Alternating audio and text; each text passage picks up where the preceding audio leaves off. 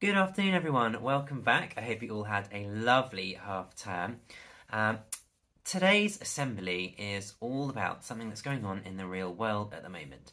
Um, this week's learning value is working together, and I thought, how can I put this in a context of something that is actually happening in our world at the moment? And I was having a little chat with Mrs. Hardy about it, and she suggested that we look at a place called Turkey. Hopefully you can see the PowerPoint in front of you, and you can see the Turkish flag there. I would like you to pause the video and have a little chat with your teacher. Do you know of anything that is happening in Turkey at the moment that might be something we need to work together to help? Okay, hopefully you have lots of ideas there, and we'll come on to that in a minute, but I'm just going to give you a little bit of background about Turkey and where it is, first of all. So Turkey is just there, as you can see in those maps, kind of to the southeast of the UK. You can sort of see there the size difference in comparison with the United Kingdom. You might want to pause the video and have a little look at that map and see if you can point out where the United Kingdom is and where Turkey is, or on the map in your classroom somewhere. It might be a little bit bigger than the one on your screen at the moment. But you can see Turkey is quite a lot bigger than the United Kingdom. And that obviously means it probably has a few more people in it as well. So if you hadn't already discussed this, pause the video now and have a chat about it. But unfortunately, a couple of weeks before half term, an earthquake happened in Turkey. And I'm going to talk to you a little bit about what an earthquake is. But it impacted quite a lot of people because it was quite a serious earthquake. So if you have a look at the next slide on the PowerPoint, there are two kind of sets of facts there, some about the United Kingdom and some about Turkey. And if you look at the word population there, it is third from the bottom, fourth on the bottom from the UK list. Population means the number of people who live in that place. So you can see in the United Kingdom there are just over 65 million people who live here. In Turkey there are just over 81 million people that live there. So quite a few people that might be impacted by the earthquake. Pause the video. What do you think an earthquake is? What happens? How does an earthquake happen? Come back in a second and I will show you. You might want to have a sneaky look at the next slide. So, if you didn't know already, the whole world is on kind of great big sections of land that are called plates. And those plates are all kind of separate but joined together. But they can move separately from each other. And the inner core of the Earth is molten rock. So those plates can move around a little bit. And sometimes, if there's quite a large bump in the way those plates, those big pieces of land move, then everything on top of it wriggles about and shakes, and that is what an earthquake is. Everything shakes, so the buildings might shake, the ground might shake, everything on the ground might shake with it. It's like standing on something very wobbly, and everything around you is wobbling as well. Because the whole ground, the whole earth beneath you is moving. So it can be a very, very terrifying thing. And they can have lots of other impacts as well. So it might be, in some places, if an earthquake happens at sea, they can cause a tsunami because it shifts the water in the sea or the ocean, which can send huge waves towards the country. Luckily for us, the United Kingdom is not on a plate boundary, which is the bit where two plates come together.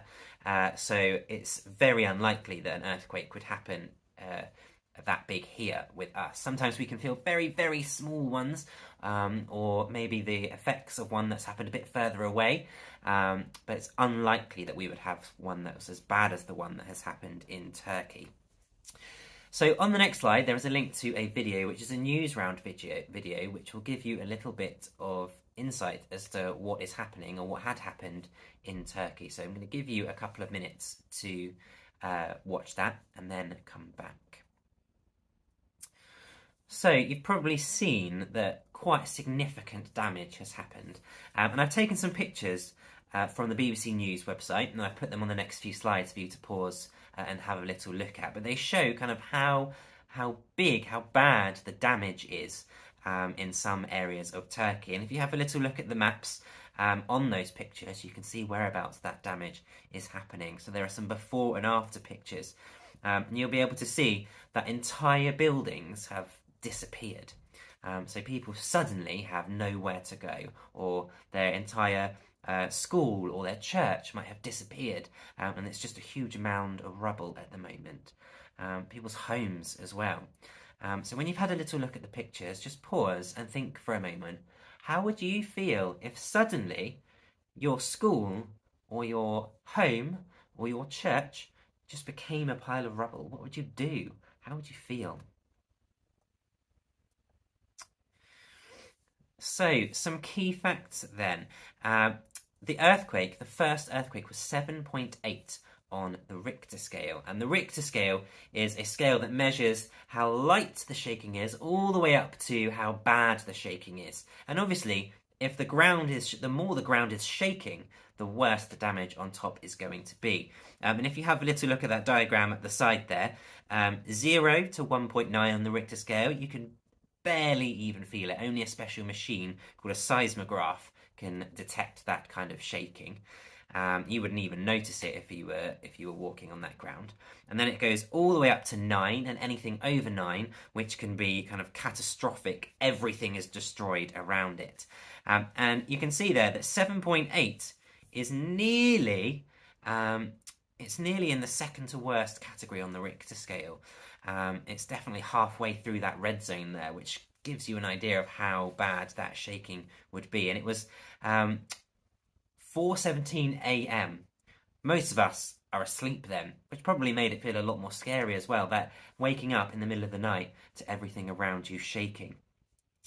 13 aftershocks happened as well, and all of those were at least 5 on the Richter scale. So again, more than halfway up that scale of how bad the shaking is. So terrifying, and 13 of them. So after you have a big earthquake, the ground continues to shake every so often to release the pressure from those moving plates, those moving bits of land. And to have 13 more little earthquakes after they already had an earthquake that was 7.8 just made the damage that was there even worse than it was already. As you can see, and I put this PowerPoint together before half term as well, so it's probably, the numbers have changed now, but 21,000 people were already dead from the earthquake. As of the 10th of February there was already 21,000 deaths as part of the damage. So a huge number from something that nobody could have even foreseen. It was nothing anyone could do anything about. So, importantly, what is happening now? And this is a really good example of working together, not just on a classroom scale or on a school scale, but on a whole world scale. You might have seen during the pandemic, lots of people came together all over the world to make sure everyone was okay. And when there is any kind of disaster like this in the world, we get to see how brilliant people can be in coming together and working together to help each other and make sure everyone is okay.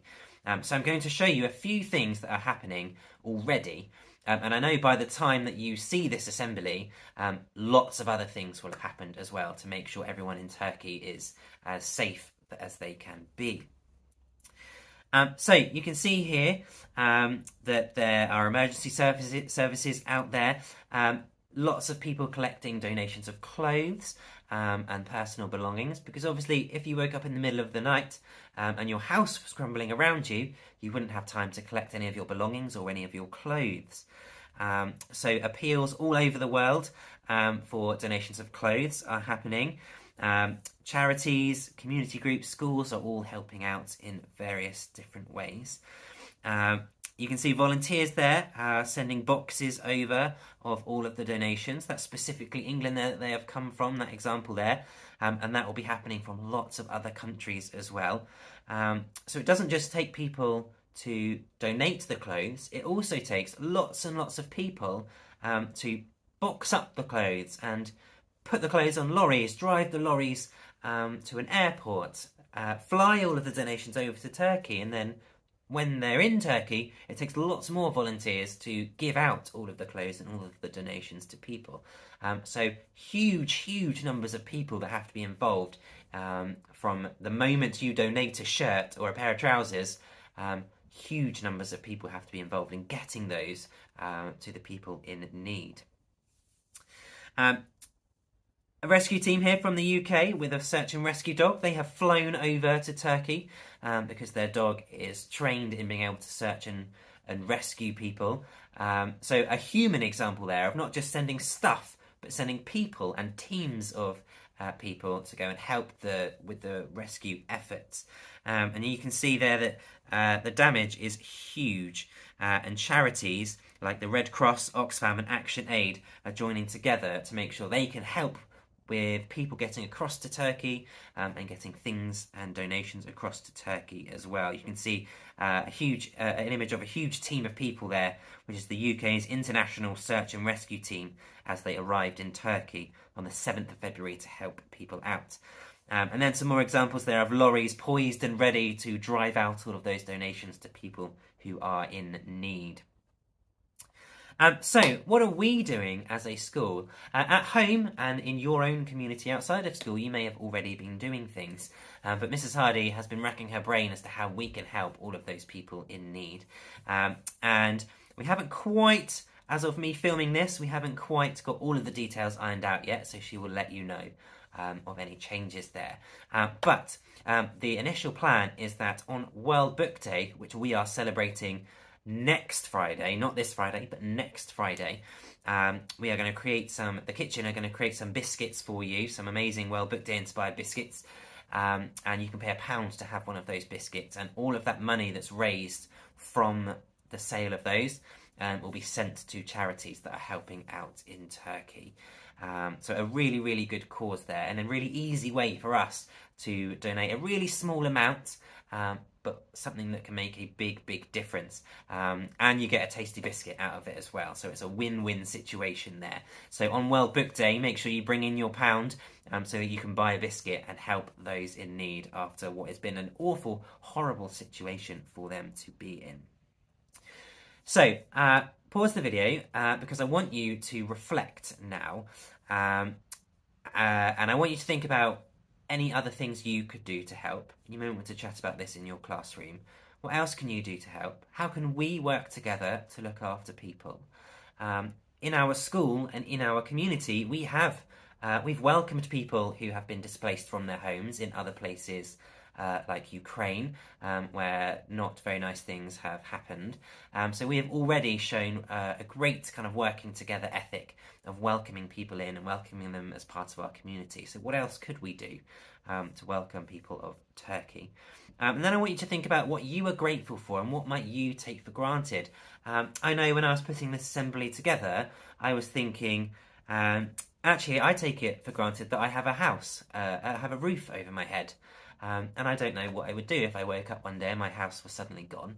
That's certainly something I take for granted, so I'll make sure that I try and be a lot more grateful for that at the moment. So have a think about those things, and then come back because there is a final video that shows, again, a really good example of someone working together to help out a dog and her puppies. A really nice video to finish on. So I'm going to say goodbye now, but pause the video, have that reflection, then come back and look at that video of the puppies, because it's a really nice, kind of inspiring video that inspired me to really want to help others. Okay, enjoy.